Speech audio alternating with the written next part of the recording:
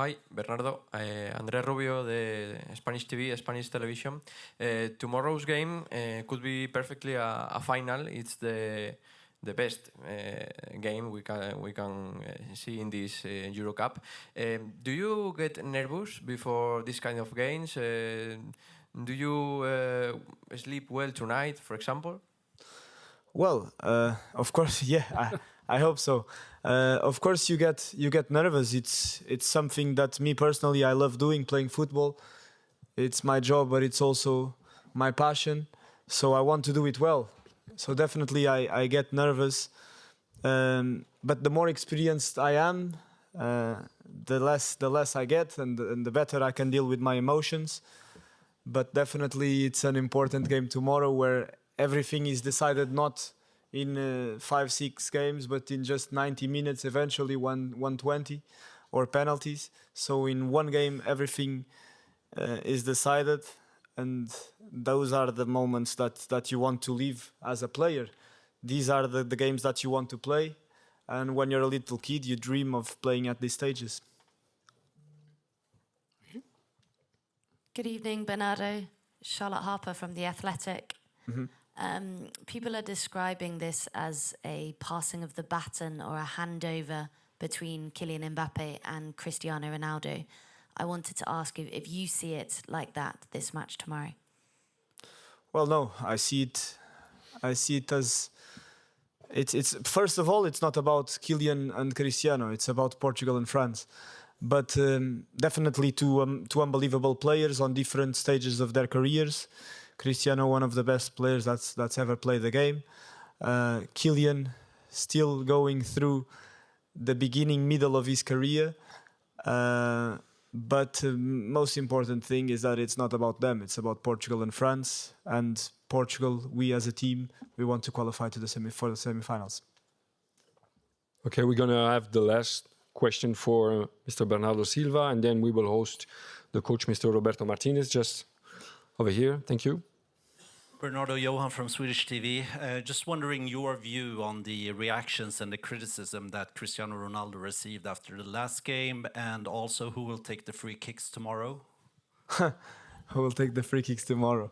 Well, I'm not going to say that. First, because I don't know yet, and then because even if I knew, I wouldn't tell you, because I'm not going to tell you the plan for tomorrow. And then your first question was? Regarding Cristiano and the criticism he received after the last game. Well, I said it. I answered in Portuguese like 3 or 4 questions before that. We understand it. It's part of the business. It's the reason why we earn so much money, and we are able to give our families and our fans a better life. So we don't complain about the criticism. It's for the good and for the bad. It's our job. It's the way that people live the game. It's the passion that everyone knows a little bit about football. When it comes to June, to a World Cup or Euros, everyone thinks that they're a manager, so we get that and we accept that. Regarding Cristiano, we're humans, and he felt emotional when he missed the penalty. I think that's totally it's acceptable, isn't it? Because sometimes you react in ways that you don't expect, and you wanted to help the team, and and he felt that he could have done better in that moment. In my opinion, it's a very good penalty and a great save from Oblak. And then he cries for a bit, which is normal, which is how humans deal with emotions sometimes. So I don't see any reason for people to discuss about it. But obviously people will, because that's the business. Hi, good evening. My question is in English. My name is Omar Katuba from Nigeria. I met you in Milan, if you can remember. The night you went to meet, I think, Lukaku. And I said to you that you are blessed to be the coach of Cristiano Ronaldo. Would you be able to express how lucky you feel to have such a great player playing for you? Yeah, well, I think that day I wasn't meeting Lukaku. I was the Portuguese manager, so I think there are other Portuguese players in that game, if you don't remember well.